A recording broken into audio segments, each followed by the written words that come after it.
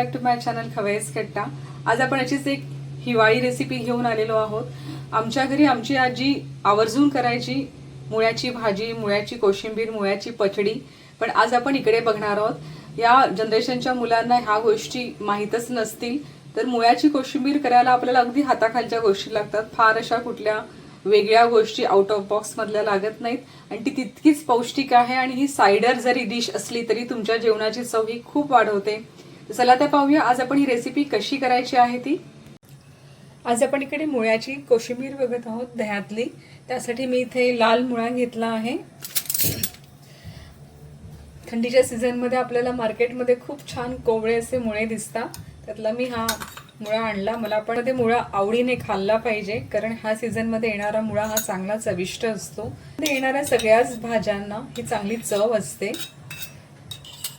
आपण याच्यामध्ये दही घातले, मुळा घातलाय, शेंगदाण्याचं कूट लागतं आपल्याला हे करायला, ते आपण घालायचं आपल्या आवडीनुसार घालायचं, कमी जास्त करू शकता।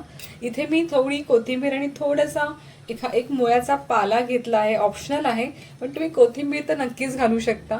थोडी साखर चिमूटभर घेतलेली आहे, मीठ आहे चवीनुसार, आणि हे सगळं आपण जे आहे ते मिक्स करायचंय।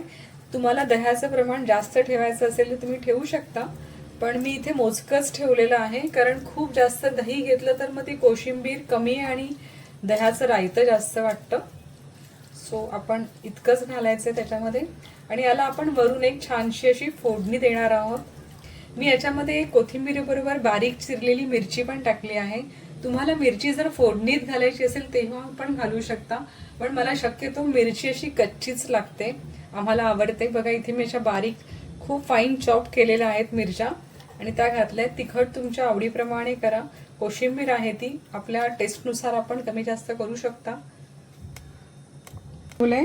गॅसवर त्यात 1 चमचा मी तिळाचं तेल घातलंय, आणि त्यात आपण आता फोडणी करणार आहोत ह्या कोशिंबिरीसाठी।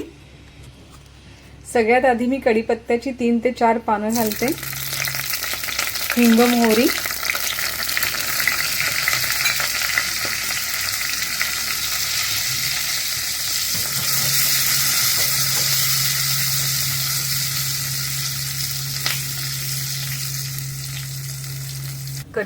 कढीपत्त्याची पानं ह्या फोडणीमध्ये चांगली कुरकुरीत झाली आहेत, त्यांना आता आपण कोशिंबीर मध्ये टाकूया। या कोशिंबीरला तुम्ही फोडणी नाही दिली तरी पण ती अशी सुद्धा छान लागते। सो आपली ही कोशिंबीर व्यवस्थित तयार झालेली आहे सर्व करण्यासाठी। अशी ही मुळ्याची अप्रतिम रेसिपी आहे, लाल मुळ्याची। या थंडीच्या दिवसांमध्ये आवडकी ही रेसिपी ट्राय करा, तुम्हालाही आवडेल आणि तुम्हालाही मुळ्याची अजून एक चव कळेल। तर हा मुळा इतका पौष्टिक आहे आणि बहुगुणी आहे, तुम्हाला मी सांगायची गरज नाहीये। तेव्हा अशाच रेसिपी पाहण्यासाठी पाहत राहा खवय्येस कट्टा। धन्यवाद।